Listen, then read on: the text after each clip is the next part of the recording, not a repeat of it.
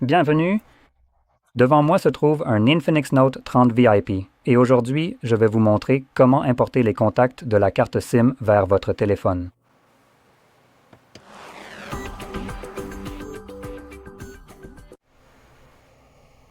Pour commencer, vous devez tout d'abord ouvrir l'application Contact autonome sur votre appareil, comme celle que vous pouvez voir juste ici, qui est affichée directement sur votre écran d'accueil.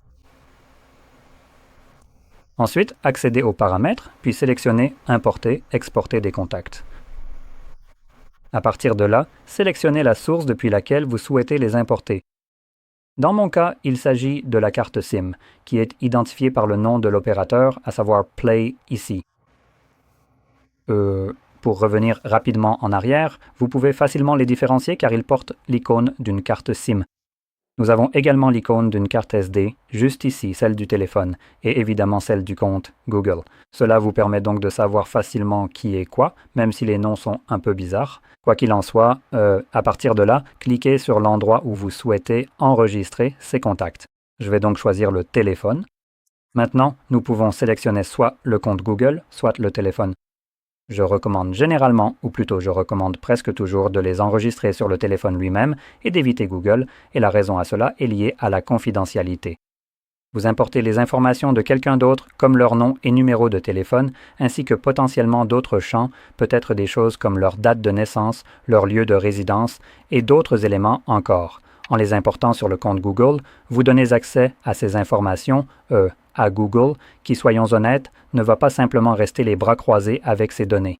Ils vont juste monétiser ça jusqu'à la moelle. Pour des raisons de confidentialité, c'est une décision qui devrait revenir à la personne à qui appartiennent ces informations, et non à nous, en tant que personne important ce contact. Donc je trouve ça absolument ridicule que Google nous utilise, nous qui importons, comme des pions pour le consentement, parce que c'est fondamentalement ce que nous sommes.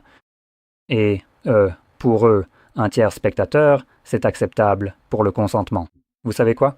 Si c'est acceptable, autant vous donner mon consentement pour aller au siège de Google et prendre leur centre de données d'IA. Merde, je veux dire, si on peut donner son consentement pour d'autres personnes, je peux faire la même chose et vous donner le consentement de prendre tout ce que vous voulez chez Google.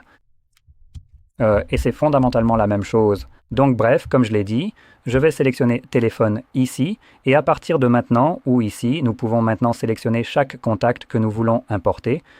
On peut tous les importer en cochant cette case peu visible à cause de la luminosité. Cliquez dessus pour tout sélectionner. Il s'agit de cette minuscule case grisée juste ici. Vous pouvez cliquer dessus et cela sélectionne chaque contact.